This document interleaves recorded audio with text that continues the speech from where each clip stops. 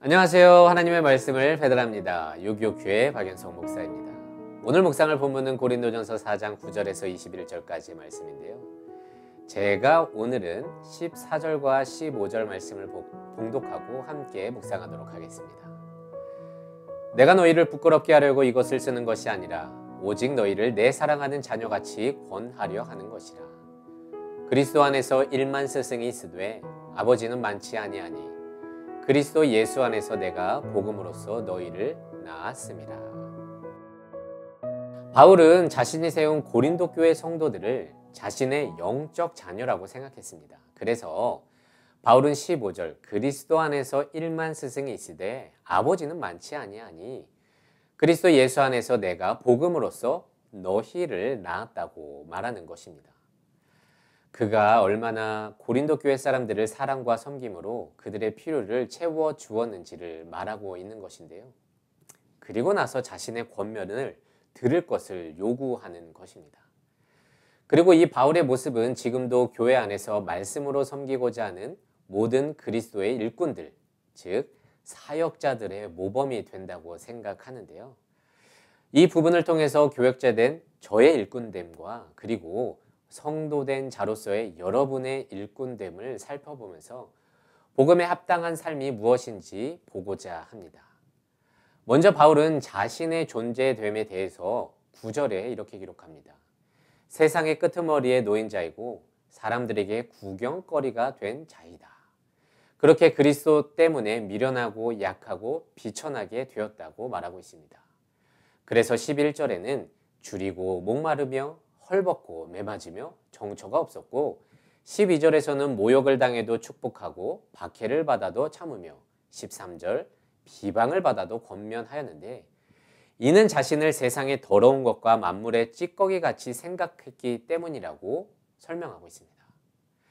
그러니까 바울은 자신의 실존에 대해서 애초부터 더럽고 겨우 찌꺼기였다고 여겼기 때문에 고린도 교인들이 그렇게 미성숙하게 해도 화가 나기보다 자녀를 사랑하는 마음으로 그들을 품고자 했던 것이죠.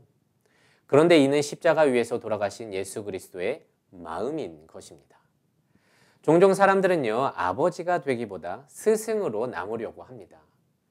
여러분, 스승은 가르치고 길을 안내하며 제자들에게 합당한 대우를 받는 위치지만 그 상대방에게는 섬기고 사랑과 그리고 자기 목숨을 바치는 희생은 스승에서 찾아볼 수가 없습니다.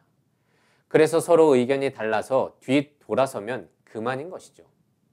하지만 아버지, 부모는 다릅니다. 상대의 실수에 대해서 때로는 이해가 가지 않아도 기꺼이 품어줘야 하고 한숨 쉴 때가 많더라도 인내함으로 사랑해 줘야 합니다. 그리고 그것이 예수의 마음이고 지금 그것이 바울의 마음인 것이죠. 여러분, 어느 시골에 한 목사님이 계셨는데요. 한 집사님의 사연을 목사님이 들어주게 되었습니다. 가정폭력으로 시달리던 그 집사님의 사정을 듣고 그 가정과 남편을 위해서 중보해 주었는데요. 하지만 어느 날 그 집사님의 남편이 목사가 자신의 아내와 바람을 핀다고 소문을 내었고 장로님들이 그것을 확인하려고 하자 그 목사님은 조용히 교회를 떠났습니다. 한편 시간이 지나 그 목사님이 단지 중보해 주셨던 그 오해가 풀렸는데요.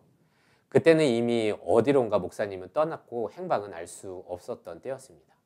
그러던 어느 날 한 시골의 탄광에서 일하는 이전 목사님을 우연히 발견하게 되었는데요.